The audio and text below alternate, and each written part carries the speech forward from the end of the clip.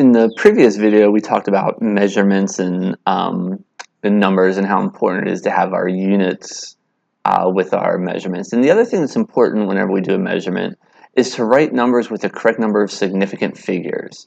And basically what this means is that whenever you are reporting a measurement to someone, you want to tell them how confident you are in that number. So in order to talk about significant figures, the first thing we want to do is talk about the difference between exact and inexact numbers. So exact numbers come from whenever you count something, or it's whenever you have something that's part of a definition. So I have 10 fingers, I have 10 toes. I also know that there's exactly 100 centimeters into a meter. These have no air to them.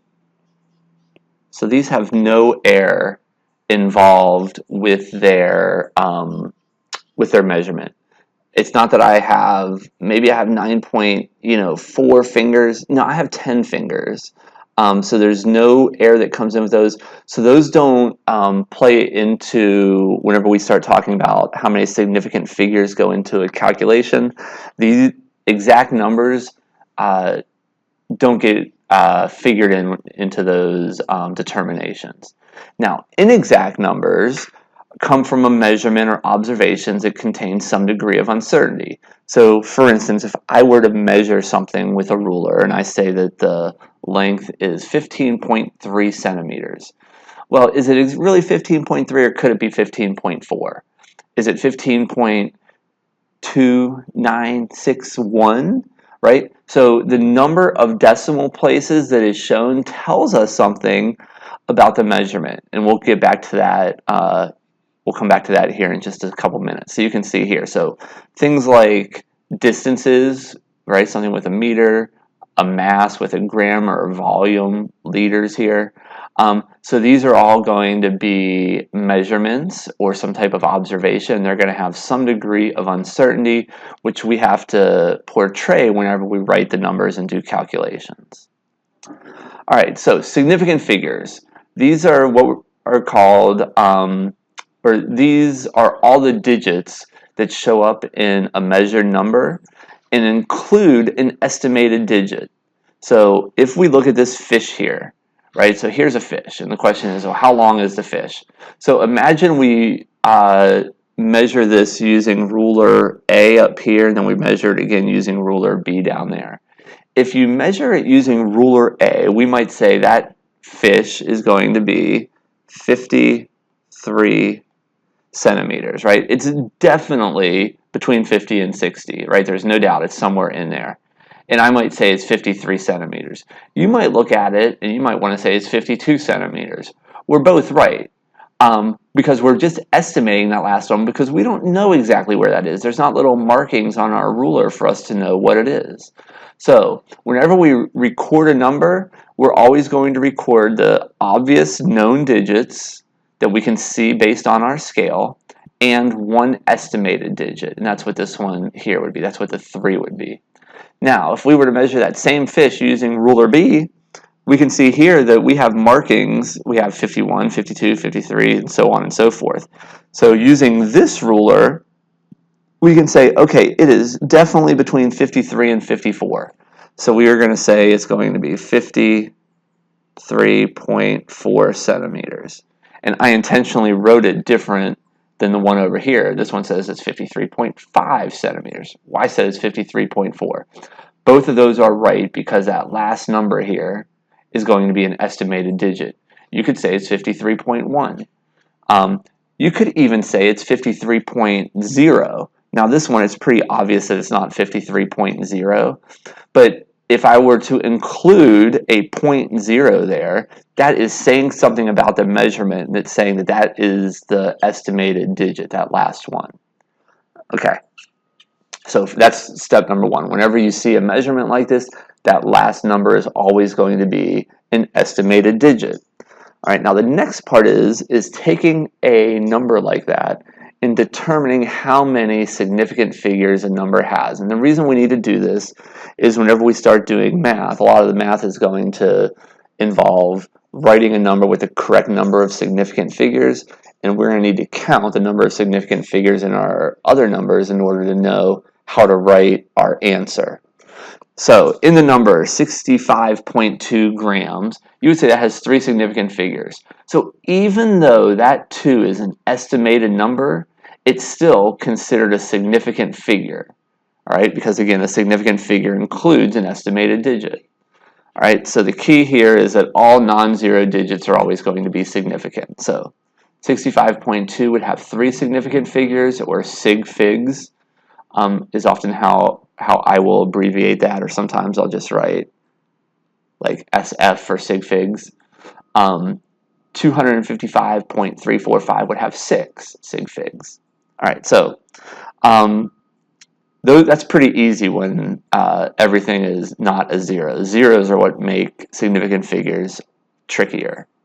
So here we're going to go through some rules for determining when a zero is significant versus when it's not. So a zero is going to be a significant figure when it occurs between 2 non-zero digits.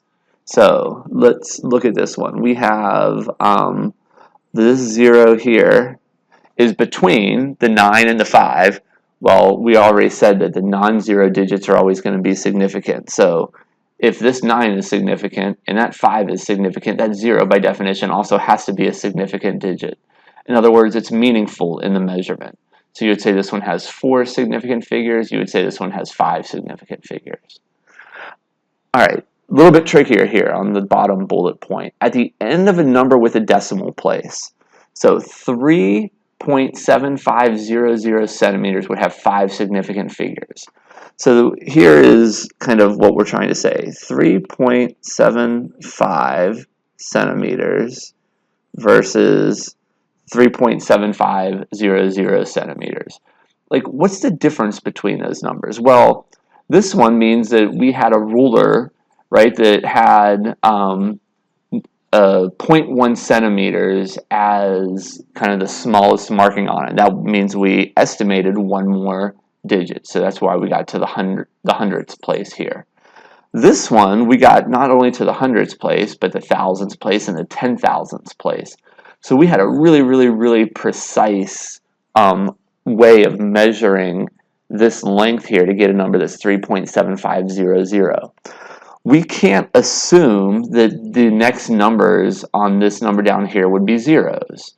We don't know what they are because we don't have a measuring tool that can figure out what these next 2 numbers are in this 3.75 centimeter measurement. And this one up here, because this number is written as 3.7500, what that tells us is we know for sure that's a 0. It's not a 1, it's not a 2, it's not a 9, right? This is absolutely definitely a 0. And then this number here is going to be our estimated one, all right? So in other words, whenever we have these 5 significant figures versus 3 significant figures here, it tells us a lot about how certain we are about that measurement and the type of device that was used to make that measurement. Over here, 620 pounds. Notice there's a decimal point here. So 620 pounds is not the same as saying 620 pounds without a decimal point. Notice the difference here. This one has a decimal point there, and the one I wrote over here does not have a decimal point. So 620 with that decimal point there has 3 significant figures. It's saying the 6 I'm certain of, the 2 I'm certain of, and I estimated the 0. This number on the right that I wrote in, 620 with no decimal point, means I'm sure of the 6, and then I'm kind of estimating the 2, but I have to put a 0 there because I mean 620, I don't mean 62. So that 0 is more like a placeholder there. So for instance, 620 pounds, like 620 with a decimal point, that means that maybe it's 620, it could be 621, right? Maybe depending on how you're looking at the scale.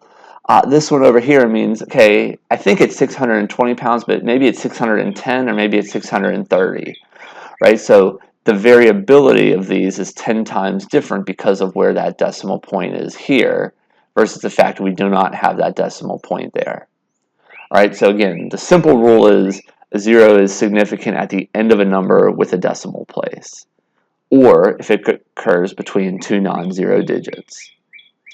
Now, a 0 does not count as a significant figure when it occurs at the beginning of a number or at the end of a number that does not have a decimal point. And let's go down to the bottom bullet point first, because this is what I just talked about, right? So this is very similar to that 620 number without a decimal point I just wrote on the previous slide.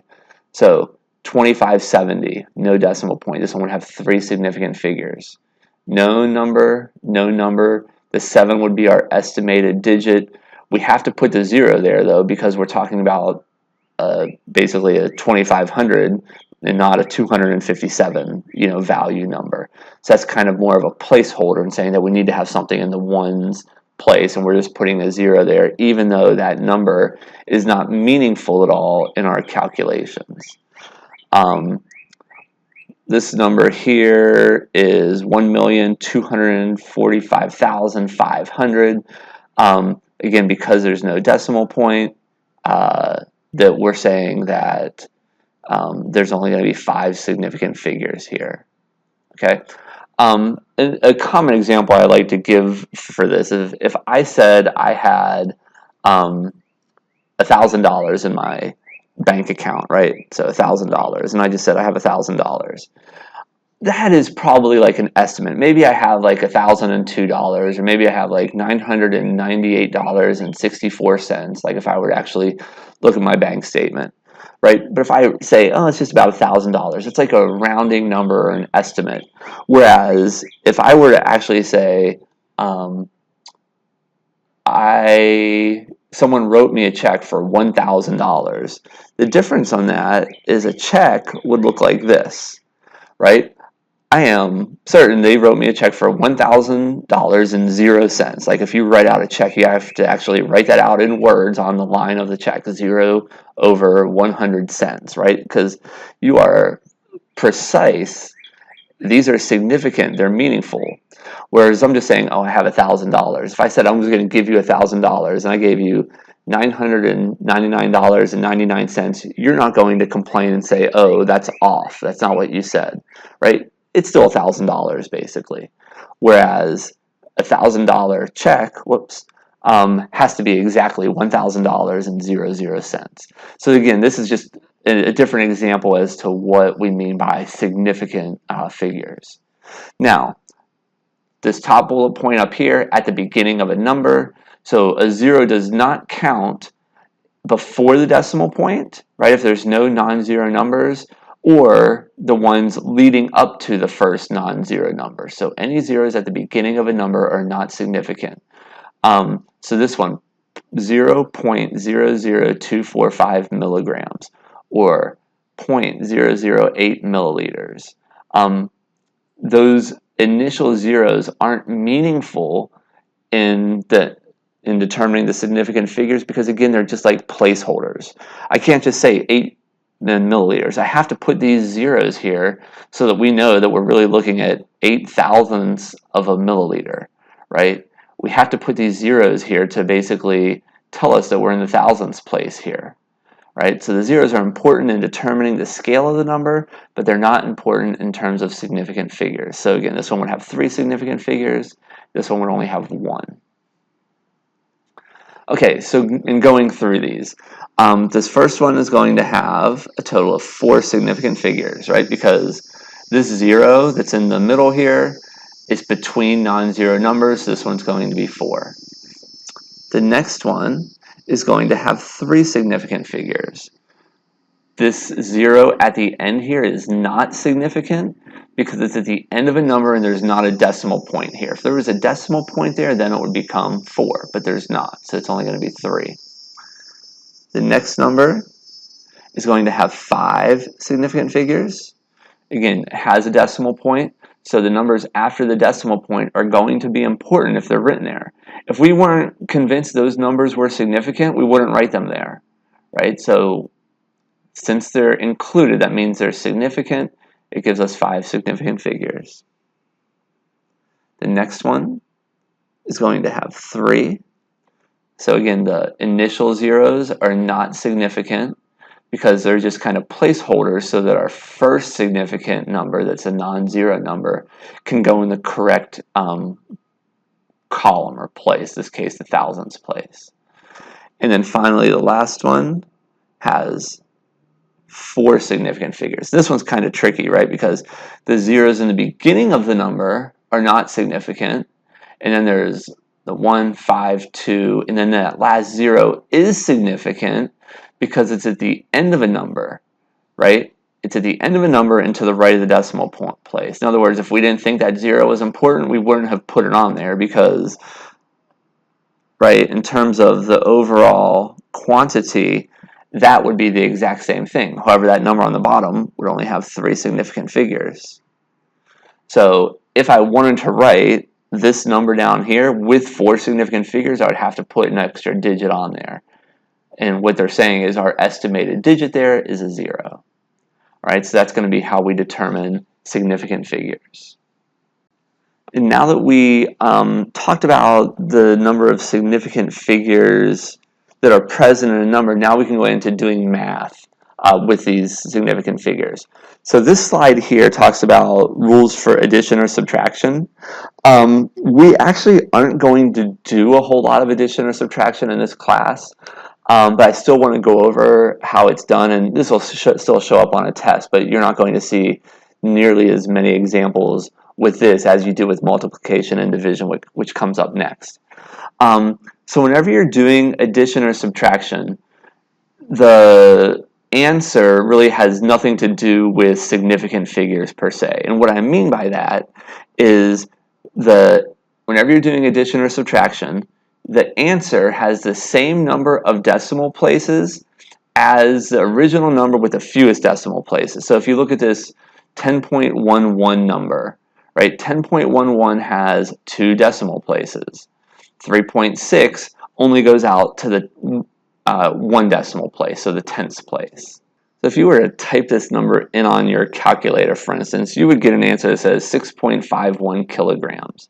So 6.51 kilograms is the right math. However, it would actually be the wrong answer, say, on a test. And the reason is if you think about like how you learn to do math in school, you would always put things in their columns, right? So this one is in the hundredths place, this one is in the tenths place, this one's in the ones place, and then that one there is in the tens place. And the way you would do subtraction is you would say, okay, I'm going to take this one and then I'm going to subtract whatever is in the hundredths place here. Well, there's no number there. So we would just, in your calculator and in your brain, you assume that's a 0. So you would say 1 minus 0 is equal to 1. However, we can't assume that's a 0 because what we're saying, and whenever we write down this 3.6 number, we're saying 3 we know, and then 6 is an estimated digit. This number could be anything in the world. We don't know what it is, so we can't really assume it's a 0. So whenever you do the math, sure, we go ahead and put a 1 down there. But whenever we go to write the answer, we cannot write an answer out to the hundredths place because we don't know that number here to the hundredths place.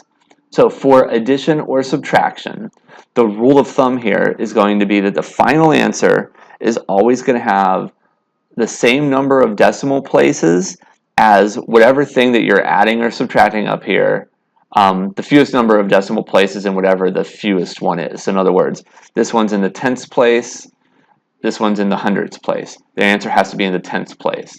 Even if you went to the left of the decimal place, right? So if there was something, if a number ended in the ones place here and another one ended in the tens place, your number would have to end in the tens place, right? If there was just a not insignificant 0 here. All right, so let me do an example over here of what I mean by that. If we had 136 kilograms, and then we added an extra, let's add an extra 20 kilograms to it.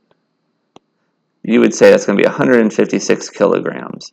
However, this 0 here on the 20 kilograms is not significant. So in other words, I could have added 20 kilograms, but because it's only one significant figure, that means this is going to be like an estimated number. That could really be 10, it could really be 30, so I'm estimating that.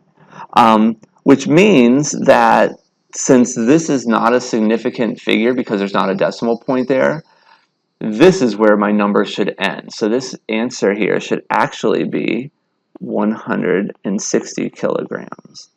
Right? So again, in this case, the fewest number of decimal places would be determined not by the ones place, because that 0 is not a significant number. It would have to go over here to the tens place. So again, over here, we're looking at numbers to the right of the decimal place. Here, we're looking at numbers to the left of a decimal place. All right, so now let's look at multiplication and division. And this is, you're going to see this a lot more. So even if you can't quite figure out the addition and subtraction, I wouldn't worry about it too much. Multiplication and division is what you definitely need to know, because basically all of our math is going to involve multiplication and division. So whenever you do multiplication and division, your answer is going to have the same number of significant figures as the original number that has the fewest sig figs. So not fewest decimal places like we looked at in addition and subtraction, but the fewest significant figures.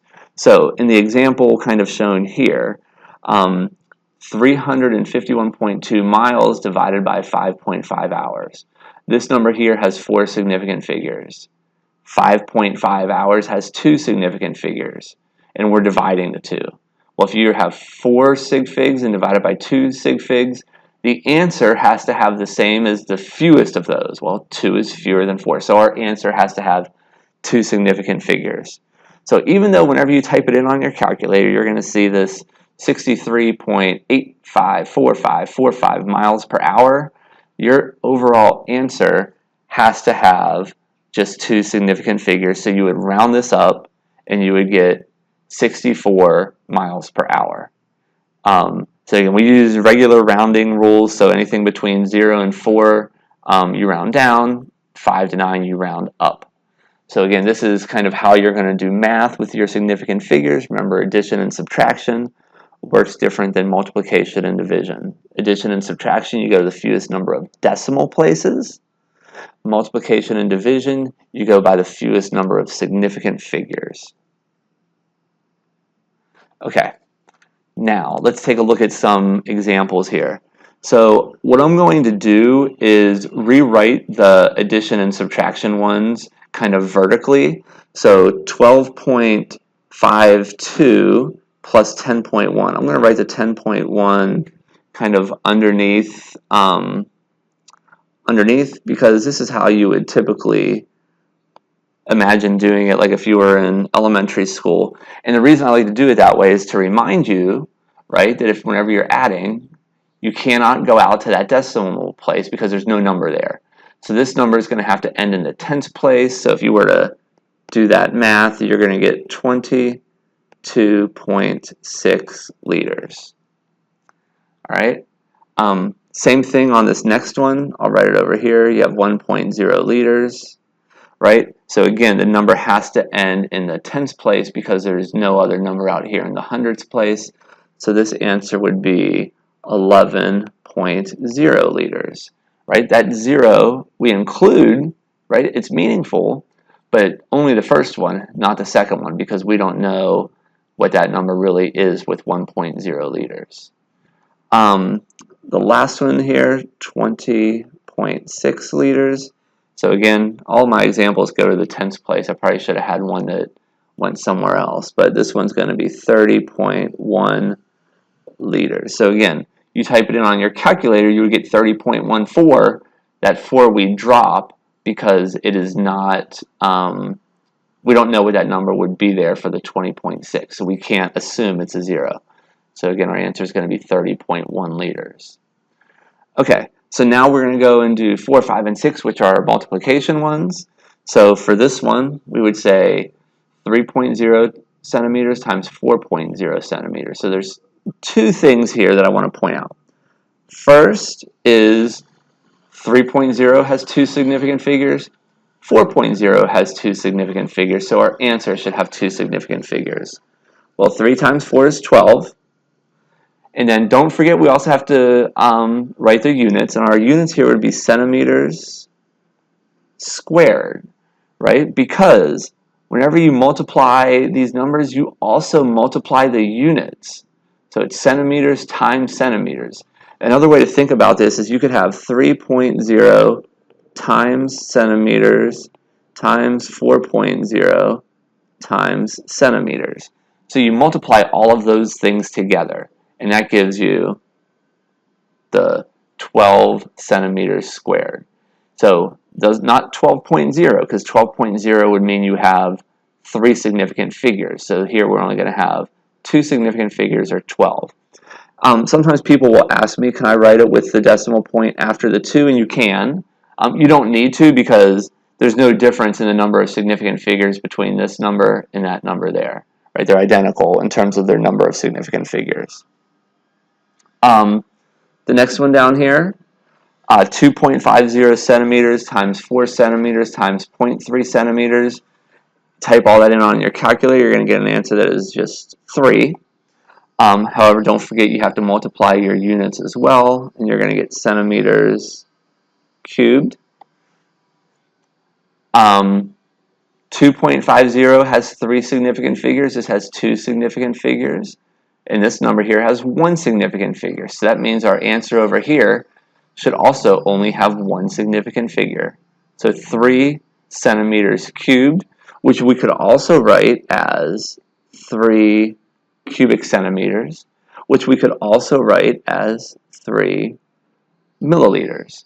So that this is just like a reminder, right, of the equalities between milliliters, cubic centimeters, and cubic centimeters.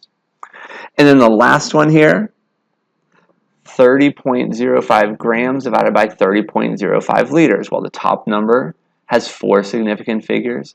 The bottom number has 4 significant figures. So if you were to type this in on your calculator would just tell you 1. However, we need to write that with 4 significant figures. So we're going to write 1.000, and then we also have to include our units, gram divided by liters. Right? Those units, just like we multiply the units up here, right? Down here, we have to divide the units. So you would still have grams in the numerator and liters in the denominator.